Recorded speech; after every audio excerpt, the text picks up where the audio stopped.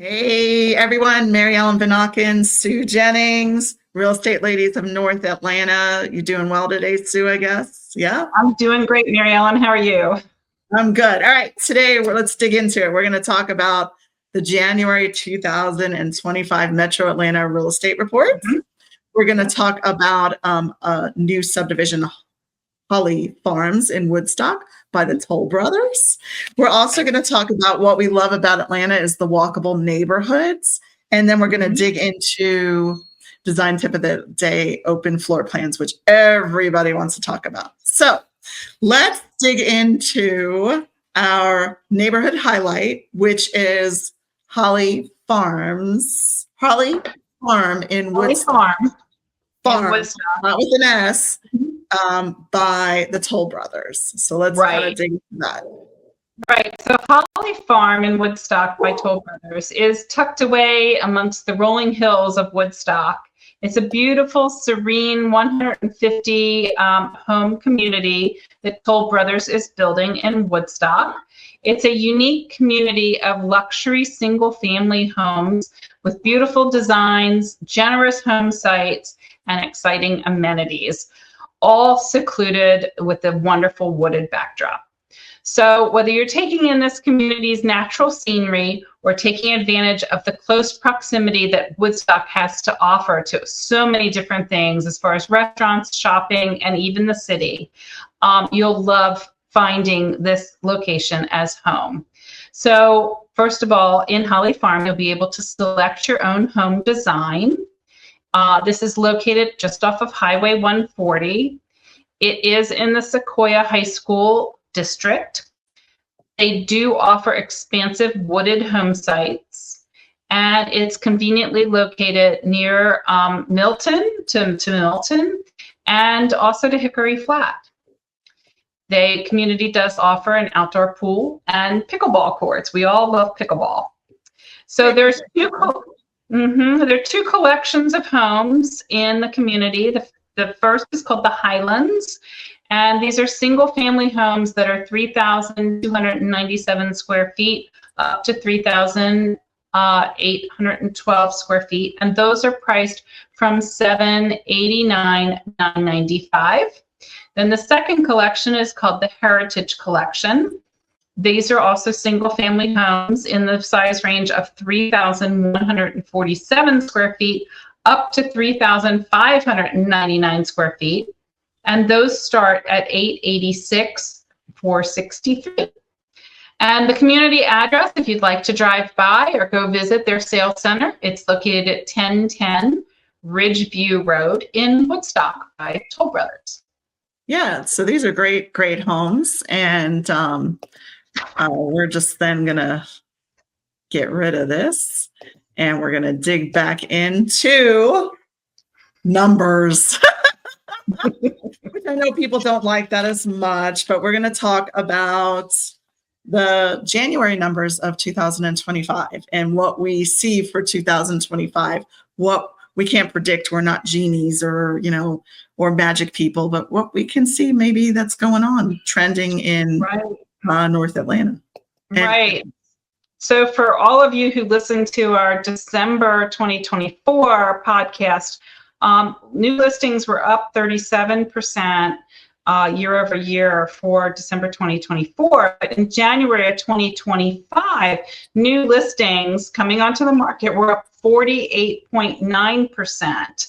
Available inventory basically went up by 6.8%, and listings in an under contract or pending status were actually down by 10.1%.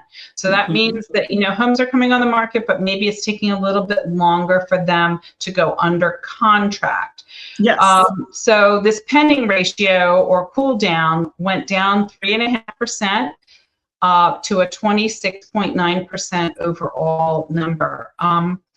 Sales that were closed in January 2025. Now we're usually busier from past history. We're a little bit busier in December than we are January as far as closings, but closings were down 34.7%. And this was when combined with higher inventory and this overall increased our months of supply to 4.5 months. This actually is a reflection of a weakening in the seller's overall market condition. That was month to month. Year over year, new listings were up 13.8%. Available inventory was up 46.3%, and listings under contract or pending was down 6.4%. Closed sales were down 2.8%. With inventory levels outpacing sales, months of supplies rose by 50%, or a month and a half compared to last year, 2024. So what we're seeing is a little bit of a weakening in the seller's market brought on by more competition and a result of price reductions. Price reductions were up 7.9%. So in other words, people are finding that they're needing to reduce their home asking price to get the home under contract, to get it sold. Okay, so let's touch that for a second. Right. So what does that mean? Do you think that people are still a little unrealistic with price, or you feel like why are we having so many price reductions? Right. I do feel that sellers think their home is worth more than it actually is, and the market's going to dictate the ultimate price of what they can sell that home for. Actually, 52.7% of all listings had to take a price reduction to get the home sold. Yes. So sellers really need to be realistic about what they're asking for their home. The market has shifted. There's longer marketing times and required days on market to get homes sold. That went up by 37.5%, or an additional 15 days. That's 2 weeks more. And so the overall average now is like 55 days. And sellers are continuing to receive less than their original asking price because they're asking too much out of the gate. They're not being realistic about pricing their home correctly. So the sales to original list price percentage went down as a result to 95.8%. So in other words, people have to take 4.2% off of their asking price to get the home sold. Actually, that's 3.2%, sorry. Failed listings were up 6.5%. A failed listing is when someone doesn't get the home sold while it's on the market, and they either withdraw it from the market or it expires. And that failed listings were up 6.5 points to 45.8% of all final listings compared to last year. Included in home sales, we're seeing that sellers are having to pay more concessions or closing costs on behalf of the buyers at closing to get their home sold. It is a negotiation in the process, and that was up 0.4 points to 62.9% of all sellers are paying something towards their buyers' closing costs. That amount does vary by home and by area, but that amount was up by about $1,500. Okay. So despite the market continuing to tighten, the median sales price rose 1.2% this year over last year to $430,000. In summary, seller competition continues to rise with strong pressure to ensure the original list price and condition are in line with the market. On the flip side, savvy buyers are benefiting from more choices because there's more inventory and longer marketing times and more seller negotiation. So, Sue, what does this mean for right now, 2025? Is it a good time to sell? Is it a good time to buy? Should we wait for the spring? Should we wait for the summer? What should we do? I think it's a great time to sell your home, first of all, but I think you need to be realistic about listing it and being strategic about that price. I think it's an awesome time for buyers to sell because there's a little bit more inventory out there. As far as listing your home now, this is February 2025 right now. Really, the competition is going to get tougher as it goes into the spring market. So getting the spring market and listing your home now is ideal. Yeah. So definitely. Okay. Any other stats we're going to go over today, or is this kind of what, and remember, this is all the counties in Metro Atlanta area. Right. So we have a totally different market than all the counties. So this is just the average. We can pull the numbers for our specific area, the specific area you're looking for, because you have to get hyper local when it comes to real estate. We really have to get hyper local. So we're just giving you an idea of what's going on in the market in Metro Atlanta. It could be different than what's going in the market in Alpharetta. Alpharetta could be different than Johns Creek. Johns Creek can be different than Cumming. It could be different than Buckhead. So remember, you just have to, real estate's all about hyper local. And going back to the price reductions and things like that, is that we don't dictate the price of a house, the buyer does, right? All we can do is evaluate the market. So what we do is we're evaluating the market every single week when we have a listing, because things can change in 1 week. Well, So even we after we do a price reduction. We will evaluate the pricing for a listing for weeks before we even list the home. And, we have a certain idea of what we think we can list that home at. But when we actually get to the point of listing it, we redo all those comps again, and we look at the market and see what the trend is, so that we can best, educate our clients as to, what price their home should be. Even after we're on the market, if we don't have any offers within like the first 10 days or 10 showings of the property, then we go back and we reevaluate the pricing again and the strategy again for how to get that home sold for the most amount of money in the least amount of time. Yeah. I mean, I think that everybody's just, if you're on the fence, get off the fence. Right. You know what I mean? Get off the fence. And I think we're finding that buyers are becoming much more pickier when it comes to what they're willing to pay for a house. And I think just the realization of that. And I also realize that buyers also have to be aware that there's no perfect house. Even if you're building a house like Sue is right now, I'm sure right now you're going, I wish I would have moved something this way or that way. So there's never any perfect house. It's never going to be perfect. So you have to go with your top 5 needs. Go with that first. And then if you get some of your wants in there, that's great. Those are great. So yeah, the market's not falling. We're not falling. It's not going to be foreclosure time. We're not going to have that, especially in our area. There's so many companies moving in. There's a lot of, I just met with 2 different companies in the past 2 weeks that are moving from other parts of the world to Alpharetta. Right. And just remember, when we talk about these stats, we're talking about one point in time. What happens this month is not necessarily an indication of anything, shifting in any major direction for the duration of this year. We're still at a kind of a low point in the year. And so, things tend to pick up as the season goes on. So, but that's what I'm saying, with the seller trend right now, I think it's really a good idea to get ahead of the market and list your home sooner rather than later. Yeah. And just if you want some advice, just let us know. I mean, we're here to give you some advice. We're not saying, we can give you an evaluation of your home, and then you can make that decision whether that's something you want to do.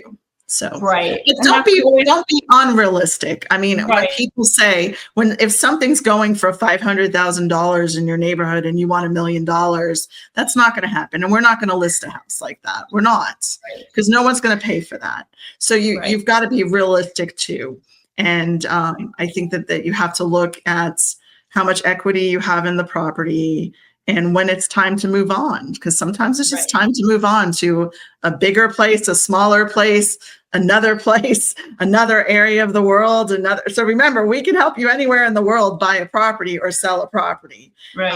So just, you have to look at what's good for your life and where you need to be. So, all right. Well, thank you for all those great numbers. Is there anything else you want to talk about? It's so exciting. I know numbers are never like, but we feel like we have to give you this data so that you can look at it and you can absorb it and you can ask questions. And we want to know how do you see the market happening in the next 2 months in the Atlanta area? So give us your comments, because we love to hear what people are thinking. And we'd like to know what you're thinking, because I think there's a lot of misinformation out there. And, if you've got some concerns, contact us and we'll be happy to handle your individual questions, concerns about your specific property. Yeah, because it's really, real estate is definitely hyper local, very hyper local. So it's just not, these numbers will not even be the same for your neighborhood. So right, and that's why it's important that you see that the title on the top of even this chart that Mary Ellen's showing is all counties combined. And what's happening in Alpharetta and Milton could be very different than what's happening in another county, in another part or region of Atlanta.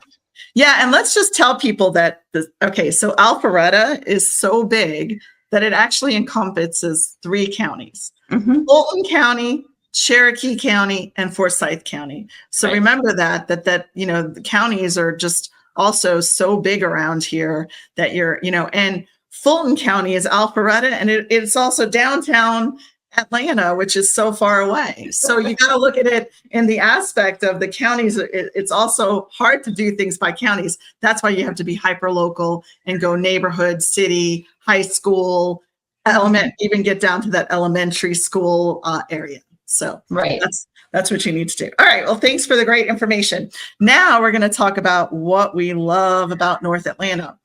About Atlanta, North Atlanta, anywhere in Atlanta, is that there's a lot of walkable neighborhoods. So Right. So in the North Atlanta area where Mary Ellen and I are located, we feel that this is a perfect blend of convenience and lifestyle and community charm. There's areas like Alpharetta's Avalon that just offer so many, nice shops to shop in, about 25 restaurants and so forth. Then we've got the opportunity for downtown at Alpharetta, which is very similar from that standpoint. And then Roswell has a beautiful historic district as well.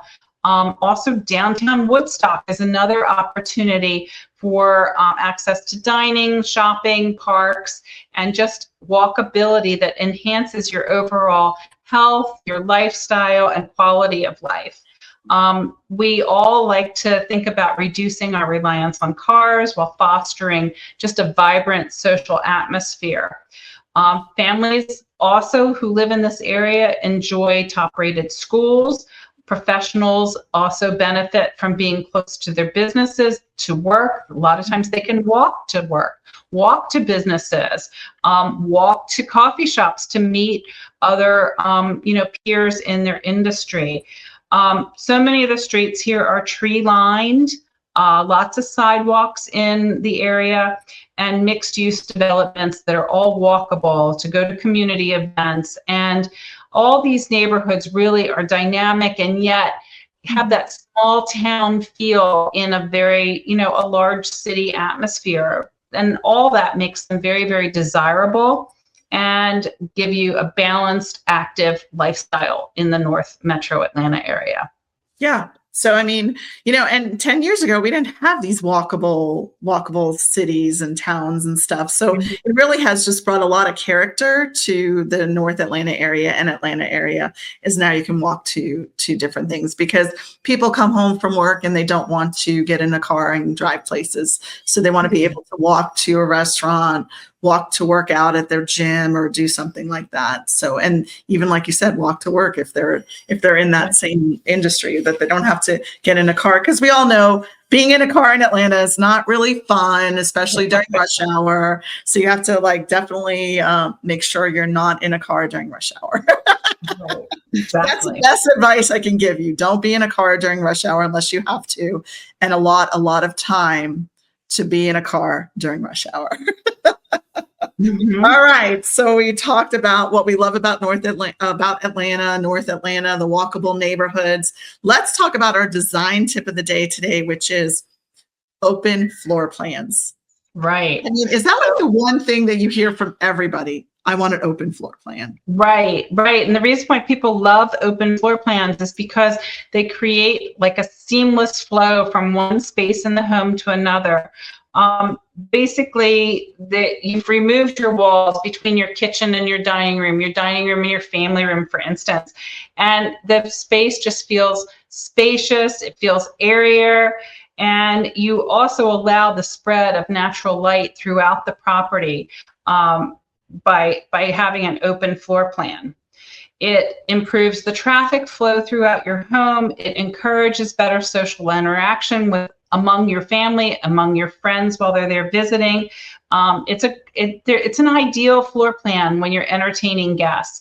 And the beauty of a lot of the new homes that are being built in the areas, they have not just 9-foot ceilings, but now 10-foot ceilings, and some homes have 12-foot ceilings as well.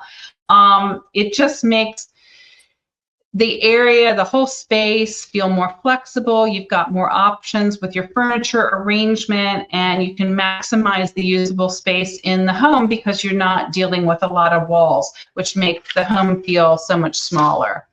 For families, an open floor plan enhances visibility, makes it easier to keep an eye on your children while you're cooking dinner, keep an eye on your pets. And also while you're working, you can, look around and see what's going on in your home. It's a modern aesthetic that remains very, very highly desirable in our community today and our real estate today. And you can enjoy hosting more gatherings. It's a simply bright, welcoming environment, atmosphere to live in. An open concept home offers a lot of functionality, style, and a sense of connectivity that traditional layouts don't have. Today, we talked about January 2025, the Metro Atlanta Real Estate Report. We also talked about a new neighborhood called Holly Farm in Woodstock. That was a great neighborhood by Toll Brothers. And then we talked about what we love about North Atlanta. Atlanta is all the walkable neighborhoods. And then finally, we talked about open floor plans. We talked about, so I have a question for you. Open floor plan, yes or no? Please put it in the comments for our tune in. We want to know yes or no, open floor plans, yes or no. What do you, Sue? Oh, well, I've always had to live in a home with an open floor plan because I have a very tall husband. So that's the reason why. Open floor plans with lots of ceiling height. Lots of ceiling height. So there you go. So I love open floor plans. I think open floor plans are great. I like that you can entertain in one area and you can see everything. If you're making dinner, you can watch the kids do their homework or whatever, and kids can play, or or when you're entertaining, it's so nice to have that open floor plan. So anyway, well, thanks for tuning in. We want to know open floor plan, not open floor plan. Let us know in the comments what else we can do. We'd love to pick some other topics. Have a great day. Thanks for tuning in. Bye. Bye.